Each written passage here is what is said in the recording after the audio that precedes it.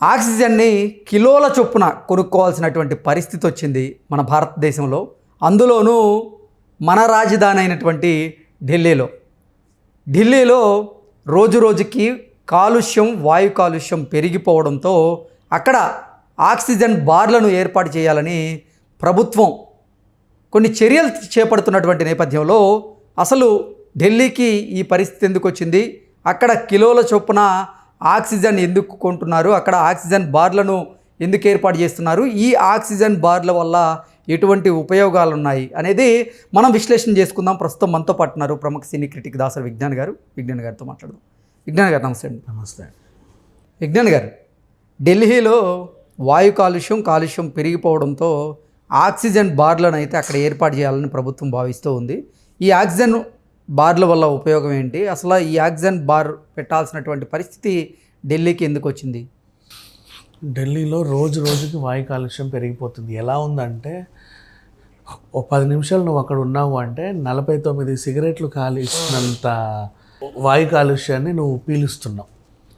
మొత్తం ఆ నగరం అంతా ఒక టైప్ ఆఫ్ దట్టమైన పొగ జిమ్ముకున్నట్టు, అసలు ఏమవుతుందో అర్థం కానట్టుగా తయారైపోయింది.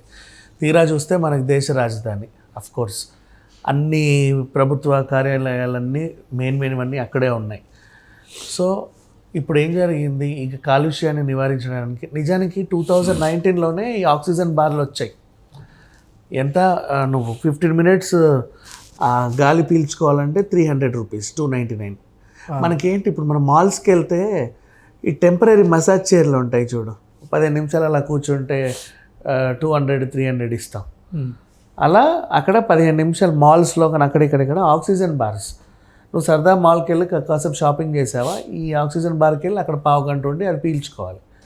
మళ్ళీ దీంట్లో నీకు ఫ్లేవర్స్, ఇప్పుడు మనకి అంటే ఆక్సిజన్లో కూడా ఫ్లేవర్స్ లెమన్ గ్రాస్ ఫ్లేవరు, లేకపోతే పుదీనా ఫ్లేవరు, దాల్చిన చెక్క ఫ్లేవరు, ఇట్లా డిఫరెంట్ స్మెల్స్. అంటే నీకు స్మెల్ దీంట్లో పర్ఫ్యూమ్డ్ ఆక్సిజన్ కూడా ఉన్నాయి.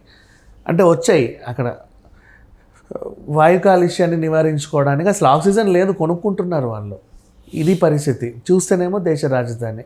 అంతకుముందేమో వాహనాలు ఎక్కువయ్యాయని సరిబేసి పెట్టారు అక్కడ. ఈవెన్ నెంబర్లో రోజు, ఆడ్ నెంబర్లో రోజు రావాలి రోడ్ల మీదకి అని. అలా కూడా చాలామంది అడ్జస్ట్ అయ్యారు. అయినా సరే కాలుష్యాన్ని నివారించలేకపోయారు. ఇప్పుడు అసలు ఈ కాలుష్యానికి కారణం ఏంటి ఢిల్లీలో? సో దీనికి కారణం ఏంటంటే ఈ వరి గడ్డి ఉంది కదా, అక్కడ వరి ఎక్కువగా పండించడం వల్ల ఈ రైతులు ఏం చేస్తున్నారంటే దాన్ని న్యాచురల్గా నువ్వు పక్క రాష్ట్రాలకు అమ్ముకోవచ్చు, కానీ వీళ్ళు అమ్మట్లా. అండ్ కొనడానికి కూడా ఎవరు సిద్ధంగా లేదు, ఎందుకంటే ట్రాన్స్పోర్ట్ కాస్ట్ ఎక్కువ అక్కడ నుంచి తీసుకెళ్ళడానికి. ఎంత కాదనుకుని ఇప్పుడు గడ్డి ఇంత ఉంది, 10 రూపాయలు పెట్టి కొనాలి, దాన్ని 130 రూపాయలకి అమ్ముతావు నువ్వు. ఎందుకు అంటే అక్కడ నుంచి తెచ్చాను అని. 130 రూపాయలకి అక్కడ కొనే బదులు 20 రూపాయలకి ఇక్కడే కొనేస్తాం కదా.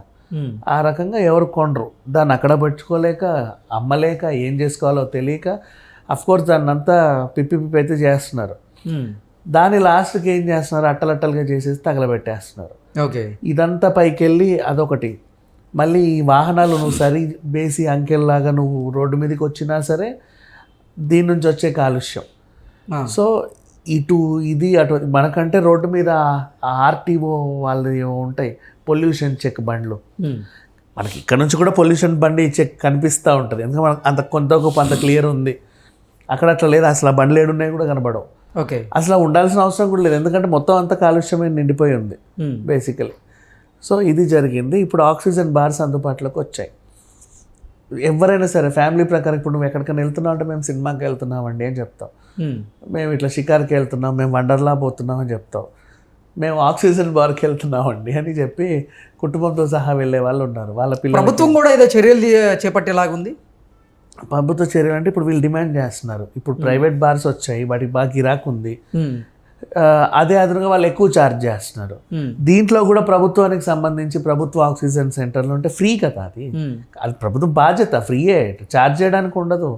ఇప్పుడు నీకు ఆర్టీసీ ఫ్రీ ఇచ్చినట్టు, అఫ్కోర్స్ ఆర్టీసీ ఫ్రీ లాసే అయినప్పటికీ ఇచ్చారు, కానీ ఆక్సిజన్ ఖచ్చితంగా ఇవ్వాలి, 100% ఇవ్వాలి ప్రభుత్వం. ఇప్పుడు ప్రభుత్వ ఆసుపత్రుల్లో కూడా అక్కడక్కడ ఇలాంటి ఒక ఆక్సిజన్ బార్లు పెట్టాలని.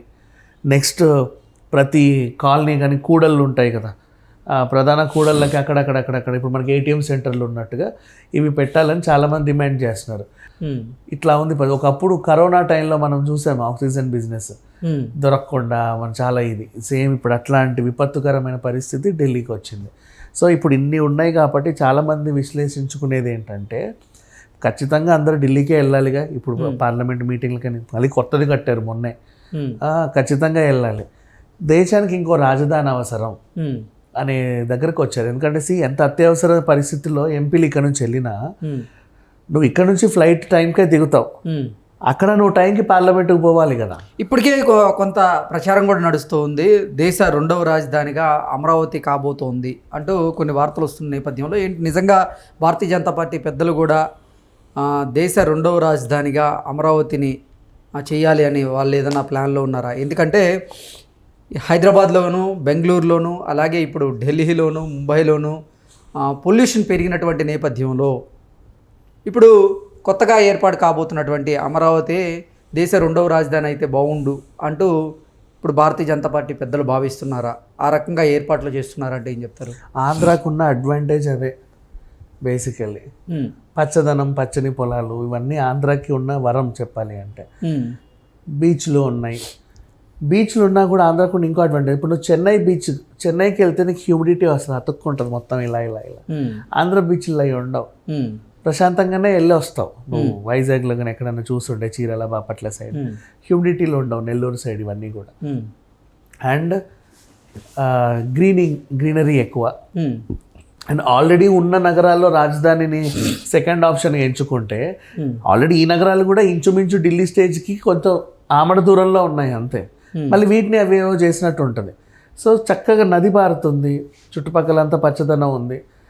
ఎలాగూ కొత్త రాజధాని చేయాలనుకుంటున్నారు, ఆ చేసేదేదో రాష్ట్రానికే కాకుండా దేశానికి ఉపయోగపడేలా చేసుకుంటే నెక్స్ట్ బాగా డెవలప్ అయ్యే అవకాశం ఉంది. ఓడరేవులు ఉన్నాయి మనకి, కృష్ణపట్నం కానీ, ఆ పోర్టు కానీ, ఇంకా కొత్త పోర్ట్లు కూడా పెట్టుకోవచ్చు.